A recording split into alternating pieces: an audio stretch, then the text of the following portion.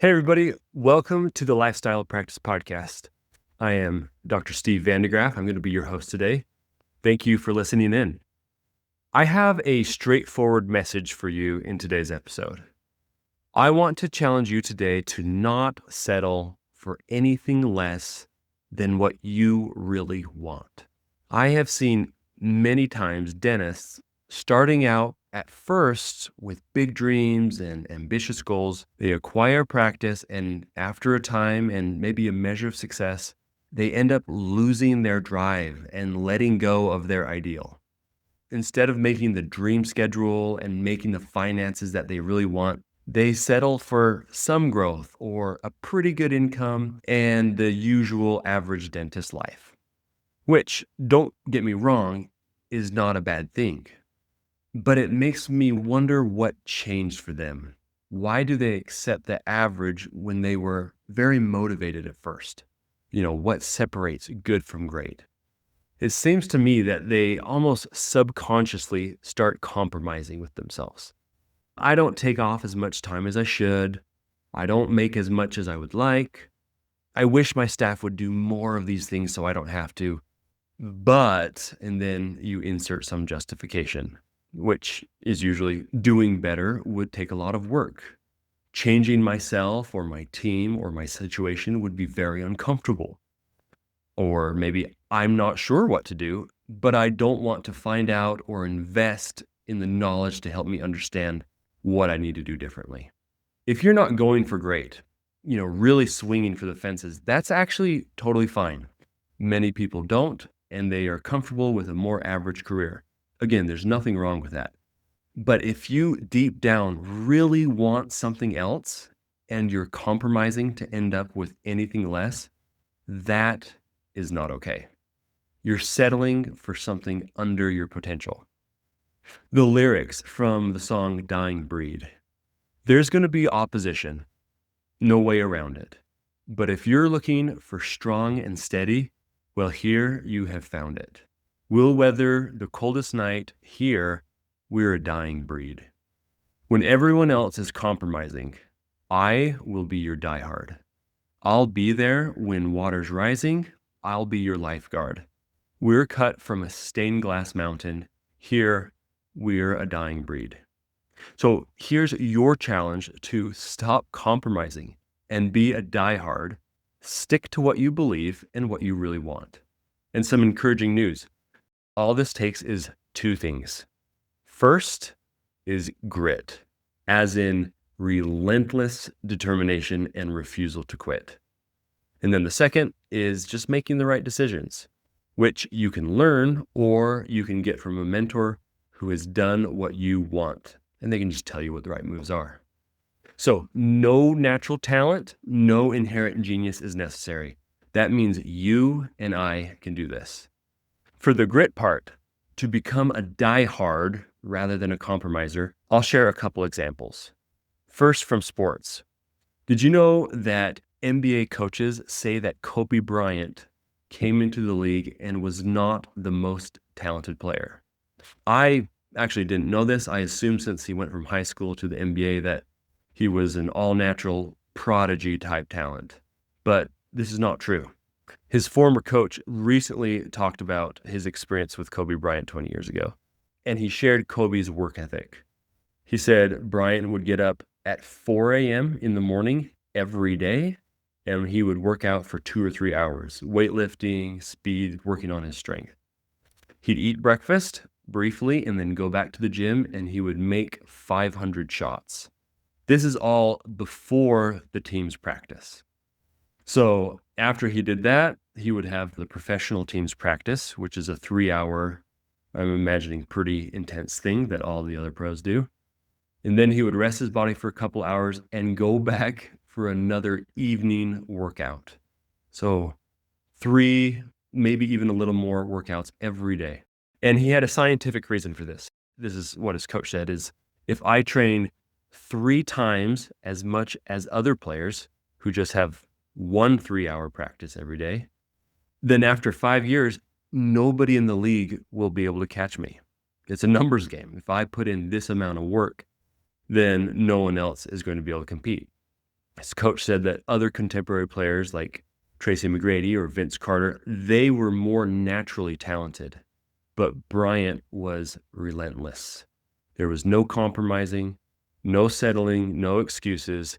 He was a complete diehard. 4 a.m. every day, 3 workouts every day. So it was his work ethic and his attitude that made him one of the all-time greats. Now, it might be hard to apply this regimen to something like a dental practice. But really, if you and I put that much work in to make sure that everything is the absolute best it can be in our business, every system, every employee, your marketing, your brand, your own performance, your own knowledge, if you're improving that much year on year, we would be unstoppable. Another basketball example. So who is my favorite player today? TJ McConnell. And I should be honest with you, I've actually never seen him play, and I have actually watched very little sports for a very long time. But I saw an interview of him with a couple highlights, and I love his attitude and what he is about. So he is an undrafted, initially unwanted player, but he carved out a unique spot for himself. He said that his skill is the skill to play hard, his ability to put in effort. Many don't view that as a skill, but he says it is. And when he enters the game as a substitute, he uses this one skill. He guards every opponent for every inch of the court, which is very extreme. Usually you get back on defense. He is fanatical about giving every last bit of effort and energy for every minute he gets to play. So while I'm sure he's no scrub at other things, he's in the NBA, the one attribute that distinguished himself enough to have a 10-year career and make the big bucks in the big league is just insane effort. Sam Altman, who I'm sure is surrounded by geniuses in Silicon Valley, was asked, what is the most important quality of an entrepreneur or business person? He said, the most underrated quality of all is being really determined. This is more than being smart. This is more than having a network. This is more than a great idea. The hardest thing about starting a company is the level and frequency of bad stuff that happened to you. Most people that are good in other ways just eventually get killed off by all the stuff that's going wrong. So much about being a successful entrepreneur is just not giving up.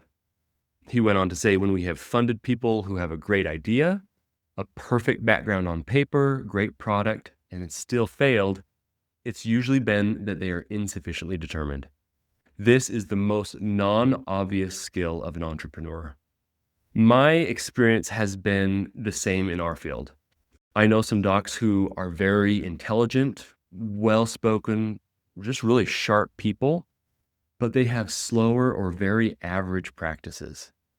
And I know some men and women dentists who may not seem like intellectual, but they are just crushing it because of their focus and grit. Now, I should also say here, when I'm talking about determination and being relentless, please understand, I don't mean keeping yourself busy. This isn't running into the wall and getting up over and over forever.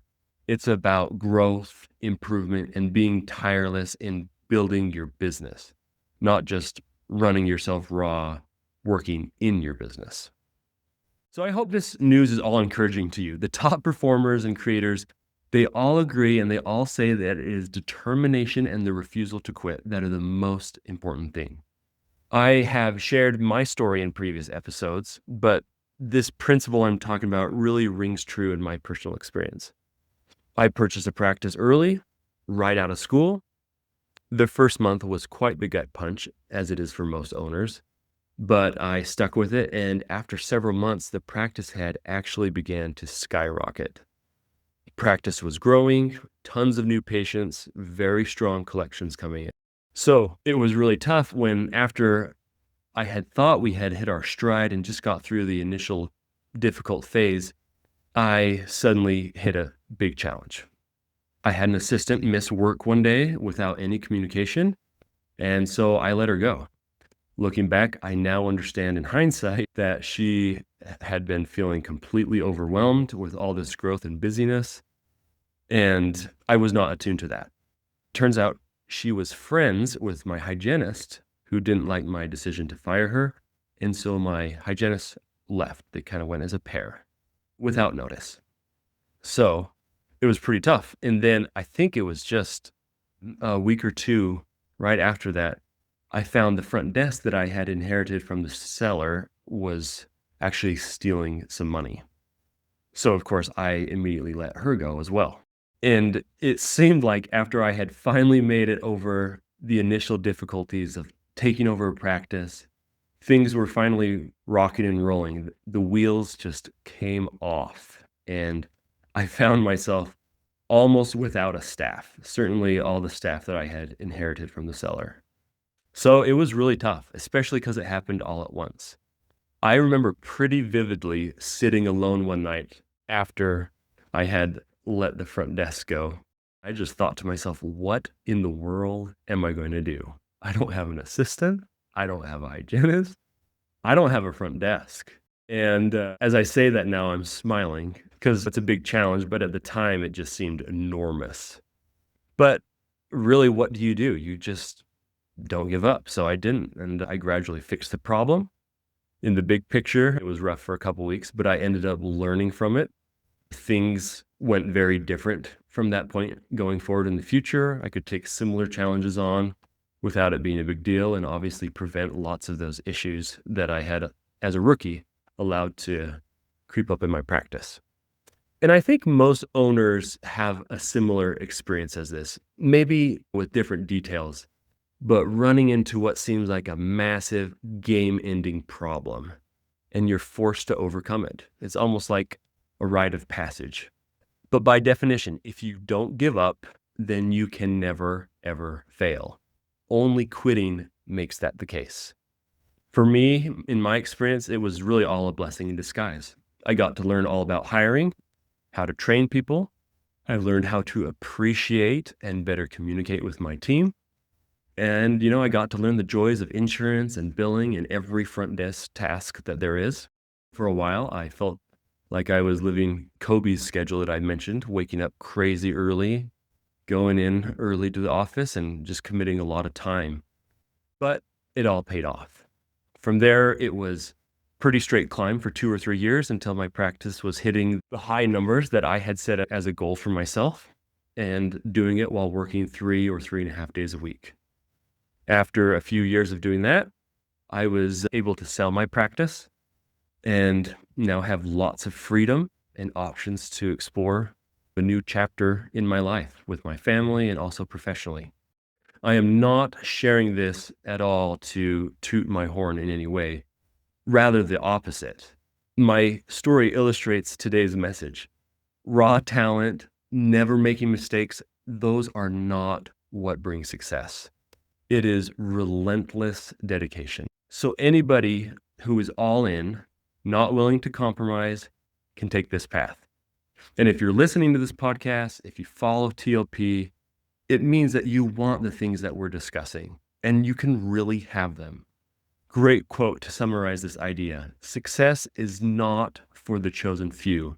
It's for the few who choose it over and over, especially when it's hard. So don't compromise, even if it's hard. Remember that grit is number one, and you can have grit if you choose it. And then just apply all that effort with the right decisions, which is the number 2. If you feel you're putting in the work, like you have this grit and determination, but you're just not getting the traction that you want, you should seriously consider coaching. It helps you focus all this work and your efforts into the most impactful areas to help you get your practice and your life where you want and quicker. As always, connect with us, Steve, Matt, or Derek at thelifestylepractice.com. You can also visit our website, thelifestylepractice.com, and we can communicate through the submission portal on our website as well. With that, everyone, keep trucking, have a great week, and we will talk to you in our next episode. Peace.